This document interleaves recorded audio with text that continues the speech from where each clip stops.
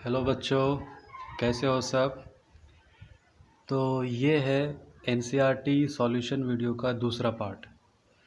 तो पहला पार्ट 3-4 दिन पहले अपलोड किया गया, आप प्लेलिस्ट में जा कर के देखो। और ये है एनसीईआरटी क्लास 6 के हिस्ट्री का सॉल्यूशन का दूसरा पार्ट। तो चलिए वीडियो स्टार्ट करते हैं। तो निम्नलिखित का सुलेम करो नर्मदा घाटी। तो देखें, इसको मिलान करना है। ये आप पाठ्य पुस्तक से प्रश्न अभ्यास पाठ्य पुस्तक क्लास 6 के हिस्ट्री लेसन नंबर 1 खोलो। कब, क्या, कब, कहाँ और कैसे। तो नर्मदा घाटी पहला बड़ा राज्य, मगध, शिकार तथा संग्रहण, गारो पहाड़ियाँ लगभग 2500 वर्ष पूर्व के नगर, सिंधु तथा उसकी सहायक नदियाँ, आरंभिक कृषि, गंगा घाटी प्रथम नगर। तो इसका उत्तर है नर्मदा घाटी शिकार तथा संग्रहण, मगध पहला बड़ा राज्य, गारो पहाड़ियाँ आरंभिक कृषि, सिंधु तथा इसकी सहायक नदियाँ प्रथम नगर, गंगा घाटी लगभग 2500 वर्ष पूर्व के नगर।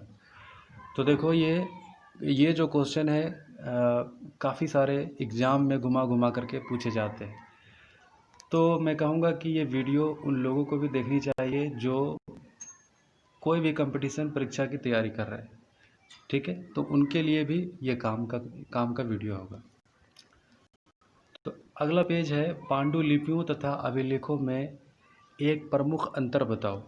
तो उत्तर ये आपके सामने है। पांडुलिपियों प्रायः ताड़पत्रों अथवा भोजपत्रों पर हाथ से लिखी जाती थी, जबकि अभिलेखों को पत्थर या धातु जैसी कठोर सतहों पर उत्कीर्ण किया जाता था।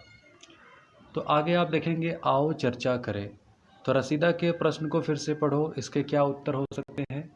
तो उत्तर यहाँ पर ये हो सकते हैं, हमें अतीत के विषय में पांडुलिपियों व अभिलेखों का अध्ययन करके जानकारी प्राप्त की जा सकती है। इसके अलावा ईंट और पत्थरों से बनी इमारतों के अवशेष, चित्रों, मूर्तियों, औजारों, हथियारों, बर्तनों तथा सिक्कों आदि के द्वारा भी जानकारियाँ मिलती है।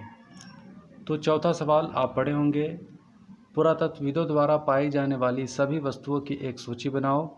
इनमें से कौन सी वस्तुएं पत्थर की बनी हो सकती है। तो आंसर ये हो सकता है, पुरातत्वविदों द्वारा पाई जाने वाली वस्तुएं सिक्के, हथियार, आभूषण, चित्र तथा मूर्तियां, औजार, हड्डियां, पत्थर तथा ईंटों से बनी इमारतों के अवशेष। तो बच्चों, पुरातत्वविदों हिंदी शब्द का कठिन वर्ड है, आपको नहीं समझ में आ रहा तो मैं बता दूं। पुरातत्वविद उस व्यक्ति को कहा जाता है जो पुरानी चीज़ों के विषय में साक्ष्य तलाश करता है इतिहास को खोज निकालने के लिए। तो उस व्यक्ति को पुरातत्वविद कहा जाता है। तो अगला आपका क्वेश्चन होगा, पत्थर से बनी वस्तुएं, इमारतें, हथियार, औजार, मूर्तियाँ। तो अगला क्वेश्चन है, साधारण स्त्री तथा पुरुष अपने कार्यों का विवरण क्यों नहीं रखते थे, इसके बारे में तुम क्या सोचती हो। तो उत्तर यह हो सकता है, साधारण स्त्री और पुरुष अपने कार्यों का विवरण नहीं रखते थे। इसके निम्नलिखित कारण हो सकते हैं। साधारण स्त्री और पुरुष अपने कार्यों को इतना महत्वपूर्ण नहीं मानते होंगे कि उनका विवरण तैयार किया जाए। दूसरा हो सकता है, यह भी संभव है कि वे पढ़े लिखे ना हो। तीसरा ये हो सकता है, यह भी संभव है कि वे गरीब हों, उत्कीर्ण करवाने का कार्य खर्चीला हो। तो छठा सवाल है, कम से कम 2 ऐसी बातों का उल्लेख करो जिनसे तुम्हारे अनुसार राजाओं और किसानों के जीवन में भिन्नता का पता चलता है। तो उत्तर हो सकता है, राजाओं और किसानों के जीवन में अंतर। राजाओं की जीवन वैभव और ऐश्वर्य से परिपूर्ण होता था, जबकि किसानों का जीवन कष्ट भरा होता था। राजा अपनी विजयों का लेखा जोखा रखता था, जबकि किसान अपने कार्यों का लेखा जोखा नहीं रखते थे। तो ये रहा। 7वां क्वेश्चन होगा, पृष्ठ पर शिल्पकार शब्द का पता लगाओ। पृष्ठ 1 पर शिल्पकार शब्द का पता लगाओ। शिल्पकार वो होता था जो शिल्पकला में माहिर हुआ करता था, ठीक है। आज प्रचलित कम से कम 5 भिन्न भिन्न शिल्पों की सूची बनाओ। क्या ये शिल्पकार, जैसे स्त्री पुरुष दोनों होते हैं। तो उत्तर देखिए, हस्तशिल्प पुरुष स्त्री पुरुष दोनों, भवन शिल्प पुरुष स्त्री पुरुष दोनों, मूर्ति शिल्प तो इसमें पुरुष में खाली है, स्त्री पुरुष दोनों।